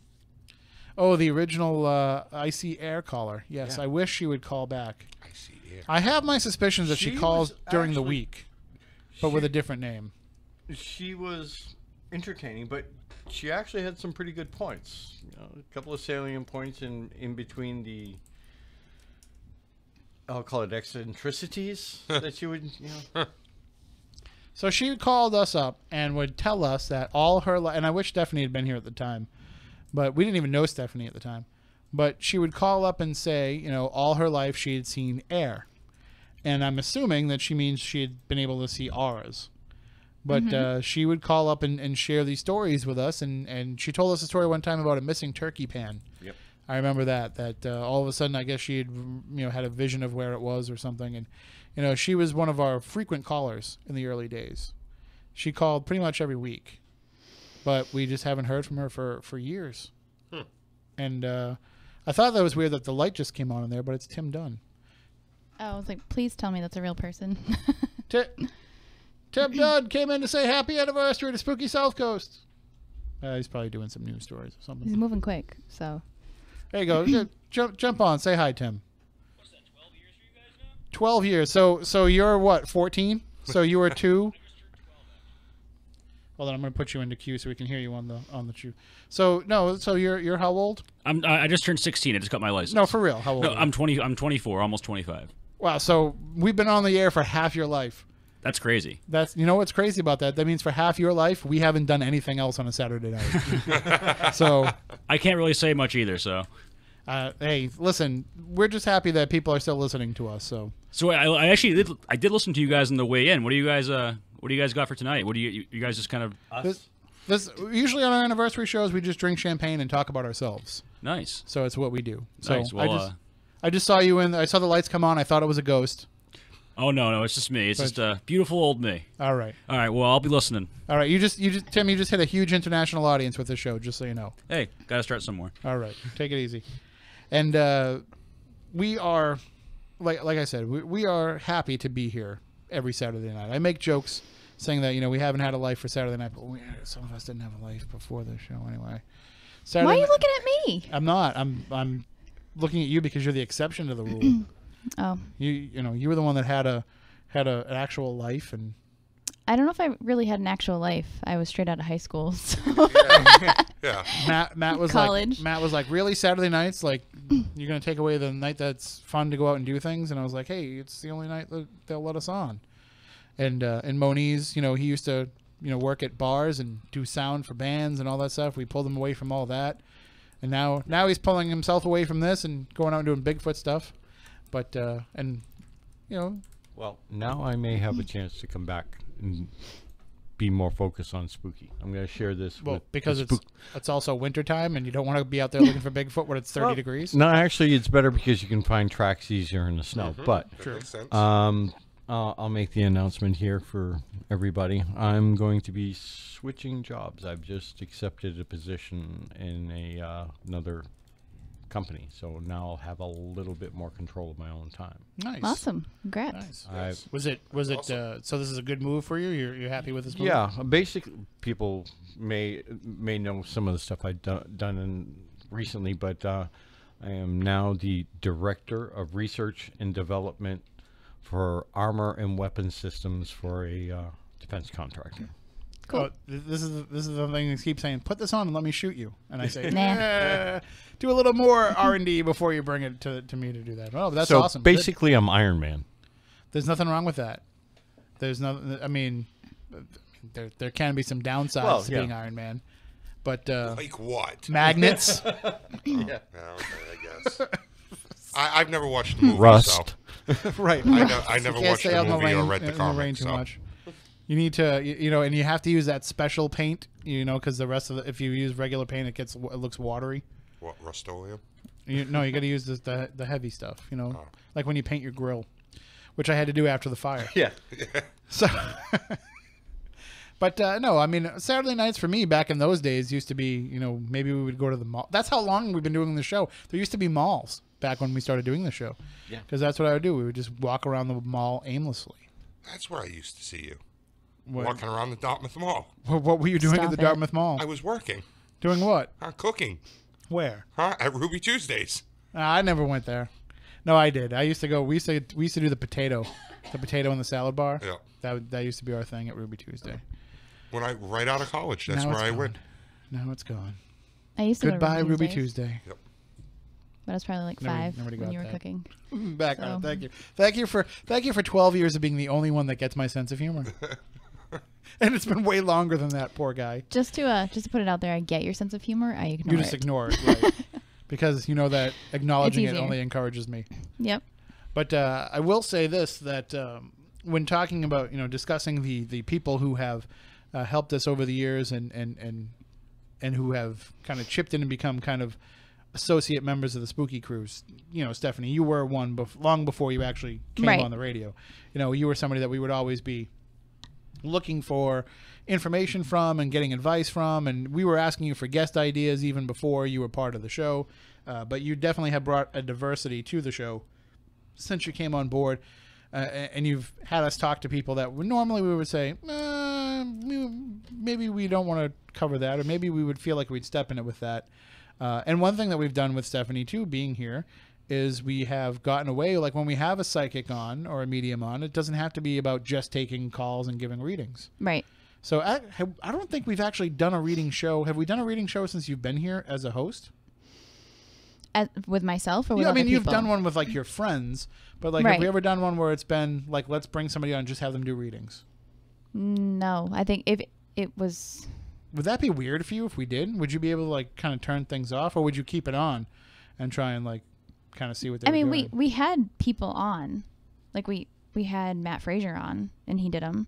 I didn't know him personally. But it wasn't just him doing nothing but readings, was it? Or did he just do a few, or did he do like a whole hour of readings? No, he only did a couple. Right. I mean, Lynn Marie has come on and done like an hour of readings. But when you do that, you're in host mode anyway. Trying. I mean, you see how difficult it is because it's hard for me to turn it off when she's sitting right next to me and I have a connection to her already. when he was on. He didn't do readings though. He said that he would come back and do them, and we didn't Right. pick him up on it. But yeah, I think it'd be worse for me like in studio having someone that I know like Lynn Marie doing it than I tend to tune in. But we have not had a medium on. So you think it'd be weirder to have? It's weirder for you to sit next to somebody doing it that's a friend of yours. Yeah, because I already That's have a harder for connection you to than them. if somebody just comes on the phone that you have no idea of, that you might even be like, I don't know that much about them and if they're legit. Oh, I So- can definitely tell if they're legit or not for sure if I want to. We'll but have to do it because we used to call those. No offense to any of the psychic medium guests that we've had on there, but we used to call those nights off for the rest of us. right, because it's so busy. We didn't have to talk. Like we just had to introduce the person and give out the phone number, and then the lines would just light up for people wanting readings. So we would just let that happen, and we would kind of just sit here and be like, and we would keep a note and keep a list and write down the names of the people that called in and see how many people called in, and we would always ask, "What's your name and where you're calling from?" Because those are the only nights that we ever get any phone calls. And we realize, like, that's how you know that people are listening to the show. All around the. They're not listening to us. I mean, they're not calling us when we're talking about different topics, but they're calling in when they're getting a free reading.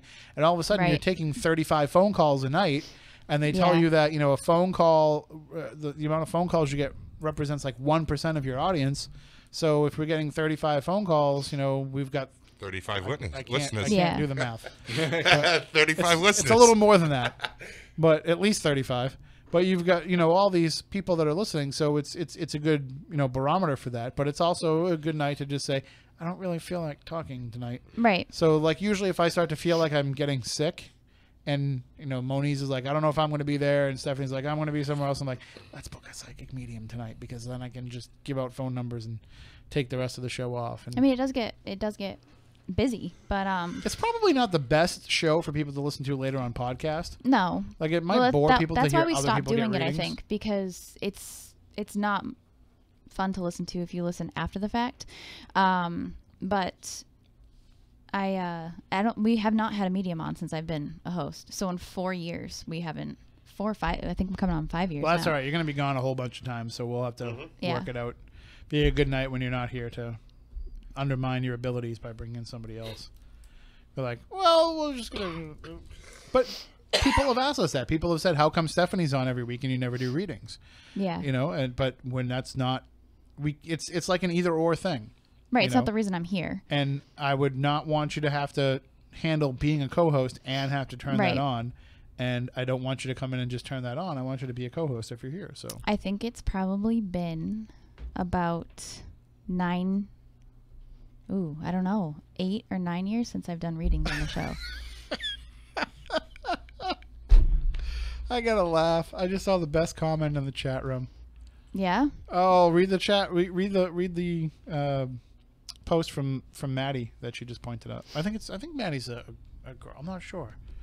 I don't want to. I think Maddie's a girl. Did you really just say that? I think so. My YouTube is not working, but so boy, do I have some great comments on Facebook Live. Maddie72033 in the chat room. You can let me know if I misidentify. I'm not trying to assign assign a gender on anybody with what's been going on in this station for the past week. But the right here it says, "Great job, SSC crew. This is Sonny Cito. I'm happy to come back on soon." Stop it. Because we were talking about that a couple of weeks ago, and we were saying, we wonder if Sonny Cito is even still alive, and it turns out that she is. And so, what was the thing she's into now? The Titanic, right? Yes. That's her new thing. Titanic. Yeah. So she's probably not the reincarnated Roswell alien anymore. No, I think she switched gears. She's probably a reincarnated Titanic victim. Could you imagine her calling and be like, "Draw me like one of your French girls, Jack"? That was her voice, right? That's pretty close to it. Stop. That's terrible. That was very disrespectful of me to make fun of a guest. I don't remember what we talked about after. What are we? Oh, right. That's true. We did talk about that. Timothy. Timothy. I'm ashamed of myself. He used my full first name. Right? That's when I know I'm bad. Timothy. Do you know my middle name, don't you? I don't know. Oh, I thought you did. Really? I don't know. Do you know my middle name? I don't count. I think I know, but I'm not sure. Is it your brother's name? It is my brother's All name. Mhm. Yep. So it's Timothy Michael. Because you've yelled at me before and said Timothy Michael when you yelled at me. So just the champagne. If I answered, it just wouldn't be fair. That's just your way of saying Jump that you in didn't there. It's ridiculous. Jump in there. It's ridiculous. know. Still going? Huh? I see it. Still going. Oh, boy. Oh, we're talking about my Facebook Oh, Live yeah, feed. about the Facebook Element Live. Element 142. So far, I think I. Blink one. She's got some creepers going on Facebook Live right now. Oh, you do? Bad, yeah. Oh, yeah? Anybody I know? I have no idea. You'll have to go look at it after, but people are asking me what's under my sweater. What's under your sweater? How, a shirt. Well, You want me to show? no, I'm just kidding. I have a shirt. People are asking how low does the zipper go. Somebody asked where my eyebrows are and why I don't pencil them in. They're there. It's just bad lighting. So it's weirdo night tonight. Do you make them look that way, or is that the way that they normally are? That's normal eyebrows. I don't understand why people mess with their eyebrows. I don't understand either. Like, I trim mine, like I have to. Otherwise, Well, I'll mine look don't like, grow like that. I'll look so. like Larry Hagman. No, I don't do anything. Oh, now somebody else is saying. Like, seriously, like, if I didn't trim my eyebrows when I went out in public, people would, like, somebody would jump on my back and yell, "Falcor!" and, like, grab on and try to fly away. Falcor.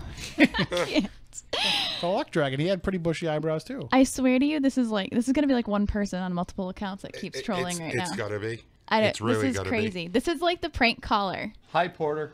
No, it's not. It's not No, him. it's not Porter. It's No, not this Porter. person's being like really This is rude. horrible. Yeah. I kind of want to engage with this person. Go do it right now. Yeah, It's like this going person's live. like asking it's her, like, it's the nonstop. zipper's low and what's underneath there, It's show like 4 us, different things accounts like already. that. Like I said, it sounds like Porter. No, it's not Porter. No, he would never. Listen, my phone's over here. Actually, who's been on their phone? Matt Costa Matt. over there. What are you doing, Silent Assassin? I don't think anybody means anything by it, but knock it off. Don't be a jerk. Don't make her any more uncomfortable than we already make her feel. Yeah, you already. We do a good enough job. You definitely Mark do. just mentioned in the chat room that we haven't had any snack talk tonight. I tried with the damn cheeseburgers. I know, nobody but went all for I it. can think about is cheeseburgers. I tried now. mentioning Bert before when she used to bring in like the gummy bears and Swedish fish. And I have a whole 3-pound bag of gummy bears in my car. Do not doubt me. whoa, why We're are gonna they need not some of in those here? after the show to And- soak up the champagne. And when I are you just- going to stop bringing in sugar cookies? Stop it. Who brought him? Who'd allowed him in? Well, That I would mean, be him. That I did tell him he could come, but I assume that when he asks if he can, that he's already discussed it with you. So Yeah. You're the boss, anyways. Yeah. So You're the what- executive producer. Executive producer. Exactly. as you kick can him see, out. I keep great control over the show. I dubbed it Spooky Snack Coast last year. Yeah. Because all we talk about is snacks. But you know what? When you're in the dark for like 8 hours and you're investigating and you're trying to get spirits to talk to you, snacks are important. Since we haven't discussed snacks, Yes, we don't want any tummy rumbling coming across as, no, Satan but sometimes in the snacks you. can cause that. Since we haven't discussed snacks yet, 12 years of Spooky South Coast. Yes. In all the years that we've done this, whether it be something that we've had on the show, whether it be something we've had at an event, at an investigation, at a convention, at anything, it can be a snack, it can be a meal, best thing that you've eaten associated in one way or another with Spooky South Coast. Stephanie, I don't want to go first. All right. John, All right. you can go. I'll go last. You were a pretty big fan of your meal in Provincetown. Yeah. Yes, I do have to say that. You did enjoy that very much. Well, actually, even though I liked the meal at the second restaurant, I think I enjoyed the pizza place the most. But was that the food that you enjoyed or the atmosphere? The atmosphere, because it was just funny watching me and you walk into that place and realize where we were, how we were sitting down together, and what people were thinking.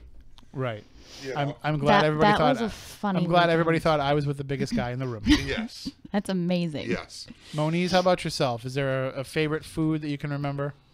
I'm pretty partial to that first event we did there at Lizzie's where we catered it. That food was actually that was all Matt Costa's doing. That was actually very, very good. People That talked was about that for a long time after that. The autumn pork tenderloin with the stuffing and the. I thought he did just as good of a job too with the first Fearing Tavern one where we had the full out Thanksgiving dinner. Yep. Hey, speaking of which, it's nothing to do with anything, but Brock, who is a listener to the show, he mentioned to me that at Plymouth Plantation in the fall they do an original meal from Pilgrim era, like where they serve Pilgrim-style food. I totally want to go to this next year, so if anybody's game and wants to go. Can you actually, like, they'll allow you to buy tickets and you can eat it? And Yeah, it's like $65 or $80 or something, but you go for the night and they feed you like a big Pilgrim meal. Like I'll show you the menu online afterwards. It's crazy. It's like stuff that you've never heard of. So it's That's not like a weird. typical turkey, squash. No, No, it's no, no, Pilgrim no. They era. do that too. Hello, turkey is Pilgrim era. They didn't No, eat they- turkey. They do They that didn't? too, but I'll show you the No. menu online Deer, later. lobster, and Yeah. several other things. Oh, Matt, wow. do you have a favorite food associated with the Things you show? know. Well, deer would be okay. I've had that before. I'm a big fan of pizza, so every time we Yes. have A lot of good every pizza. time we have an event, nothing is satisfies hunger after listening to Tim talk. Then Yes. then some bread with cheese and sauce. I love What it. he does is he waits delicious. when I start to talk too much. He's like, "Here, come have some pizza," and he lures me away from Right. from the focus of the group. I'd have to say, we've had a lot of good things over the years. We've had some great cannolis. Oh, cannolis. Yes. We've had more Swedish fish than any human being should ever consume, but we're not going to stop now. Mm-hmm. I mean, Arlene D'Agostino's brownies are say- fantastic. I kind of miss the blondie brownies. Used to have it every single event. So do I. I haven't had those in years either. Those are really good. Why don't you make some I blondie brownies could next definitely week do that. Why next week? to bring them in for all of us? I'll to make have? them. I'll be I in mean, Florida. that meal that we had at the at Tavern on the Main, that was outstanding too. I loved I was that. a big fan of that. I love the prime Tavern rib on the Main though. that they make. Yeah. Oh, I had fish and chips there. Oh, Turner Seafood when we went to Salem Con last Meh. year. Oh, Yes. that was Even good. even the like you said, even the thing down in Provincetown, Provincetown yeah, with that the food- seafood that we had. that was fantastic. Yes. Oh, it's hard for me to decide. Tough call. But I think Did. my favorite thing that we've ever eaten associated with Spooky South Coast, even though I didn't necessarily enjoy the experience, but I think when we all took shots of hot sauce on the show, Oh. I think just because that was such a I was weird not thing here to for do that. on the radio, and it was rough. I'm not gonna lie, it was rough, and I didn't plan out the fact that after I took the spoonful of hot sauce, I had to talk into a microphone, and it took my breath and my voice away. And if you go back, I think there's video of that. But there's definitely a podcast. But if you go back to it, you can kind of see us eating, and we had like Wonder Bread and milk and everything ready here. But you see me just immediately be like, "All right, we're gonna take a break. We'll be right back," because God. like it had taken that much of my voice away. So, but thankfully it came back, and we've had many years of the show since, and we'll have many after that. We're out of time. We're out of I was gonna time. say we forgot to bring up the old timey radio show that we did. That was a lot of fun. we definitely have to do another one of those again. So thank you all for being with us for the last 12 years, and hopefully you'll stick with us as we do maybe 12 more, maybe less. I don't know, but we're going to keep coming back here and doing the show.